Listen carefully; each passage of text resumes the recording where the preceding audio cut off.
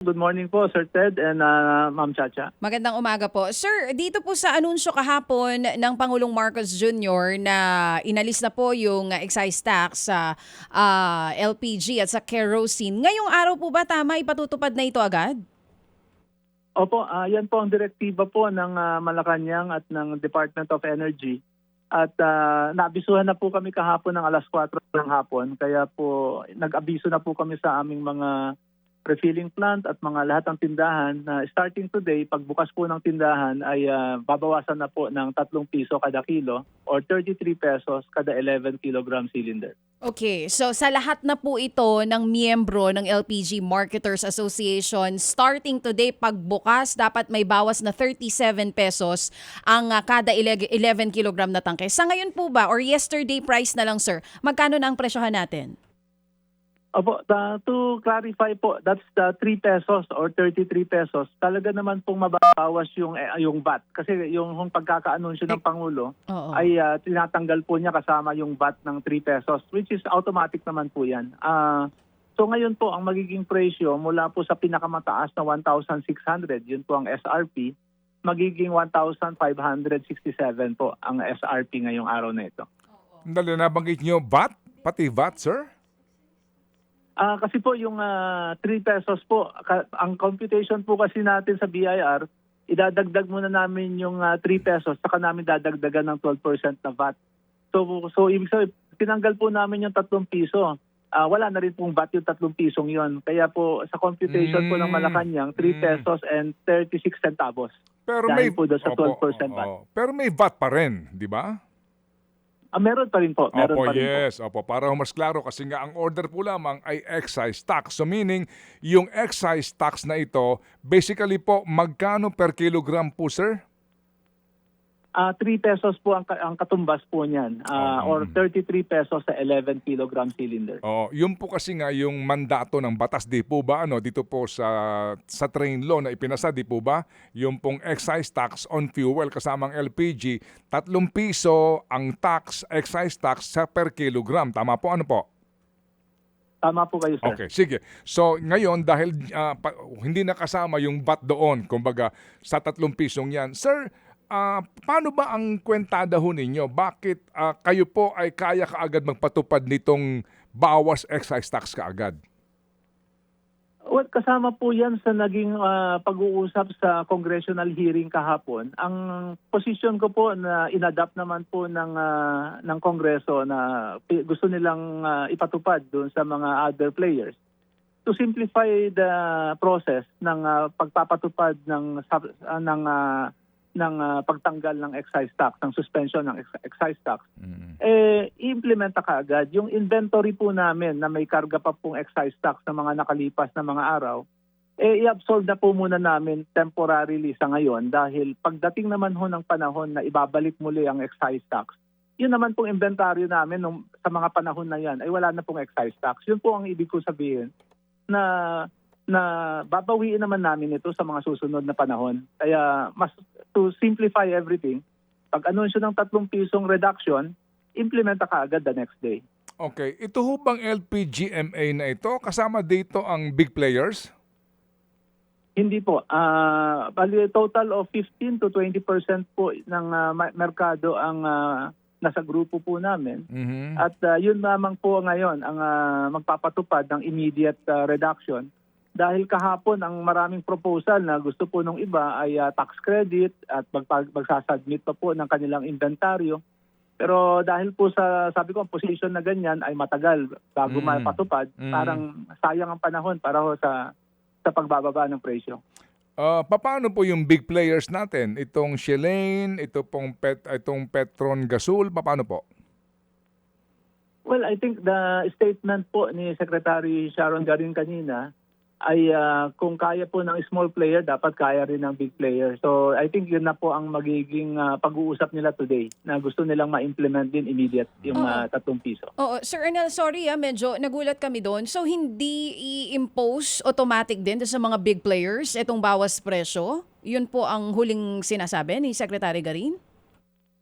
No, i-impose po nila yung system lang on how to make it implementable Yun po ang gusto po nilang tapusin within the day. Pero sa amin, sa position naman namin, sa grupo namin, we just simplify everything na sabi namin. We'll follow what the President announced, immediate i-implement namin. So yun po ang pinatupad namin. At dun po sa hearing kahapon, inallow yung big players na i-implement yung gusto po nila na bawas presyo that will take days bago pa po maramdaman yun ng publiko.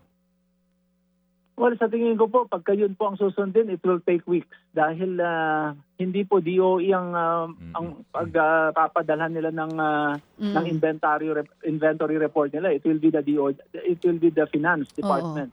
Sir Arnel, hindi po ba kayo dehado doon? Kayo ang small time, tapos yung big players natin, hindi agad magpapatupad ng bawas? Well, hindi naman po dahil kung ano yung aming sasagutin muna temporary ngayon, ay babawiin naman namin pag dumating po ang panahon na ibabalik ko ang excise tax. Kaya hindi naman po gano'n kabigat. Kumbaga, sa totoo lang, hindi naman po gano'n kabigat. Sir Arnel, paano yung existing inventory nyo dito sa tax adjustment? Wala naman po masyadong problema doon? Yan po yung may karga na pong excise tax yan at i-absorb po namin. Yan naman po ang commitment namin that will absorb the excise tax na nakakarga na sa produkto namin ngayon na ibinebenta namin today na tatatanggalan namin ng excise tax. Ang amin pong bawi na lang dyan once na binalik ng gobyerno ang excise tax. Sige po. So, pero mga 20% lang ang inyong share sa market, di po ba? Opo, tama po. Okay, anyway, sige, mamaya po alamin din natin kung may reaksyon dito nga ang DOE kung paano. Sir, ito hong unbundling, kasi kasama po kayo dito no, ang LPG, sa sinasabi po ni Secretary Garin nga na ipatutupad na memorandum circular na ito ng DOE dati pa. Kayo ba'y kasama sa lumapit sa hukuman para kontrahin ba ito? Hindi po.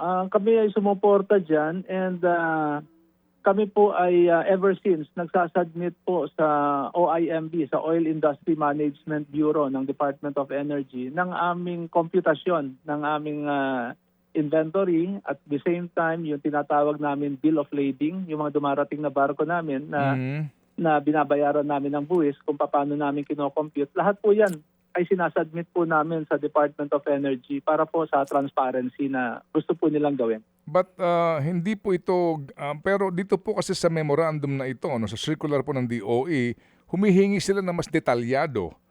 Opo, maliban po sa pati po freight cost, insurance nito, actually nga po pati nga itong port charges, handling cost, marketing cost, lahat po dito sinasabi na Kayo ba'y, kung ito ba'y ginagawa na po ninyo o tutugon pa lang kayo dito po sa sinasabi ng DOE ngayon?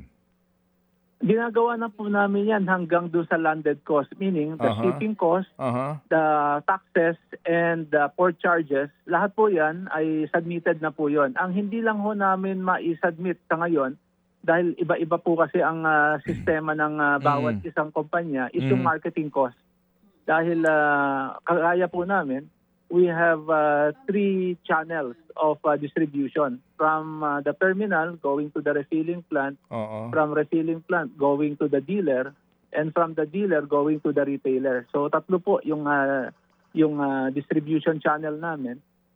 May kanya-kanya po kasing margin na gustong ipatupad ang mga nasa retail at saka sa dealer. Hindi na po namin kayang sakupin dahil hindi po naman namin po pwedeng pakialaman.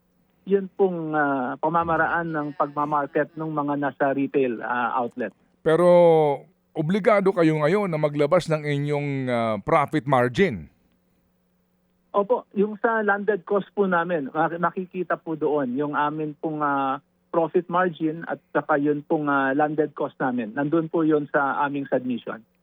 So sa bawat tangke ng LPG, magkano po ang profit ninyo? So sa ngayon po, ang lumalabas po ay around 5 to 7%. It depends on the season. Yung pong sa landed cost ng isang terminal. Pagdating naman po doon sa per cylinder, yun po ay nagkakaroon ng varies every distribution. Yun po yung medyo mahirap na ipaliwanag on air ngayon.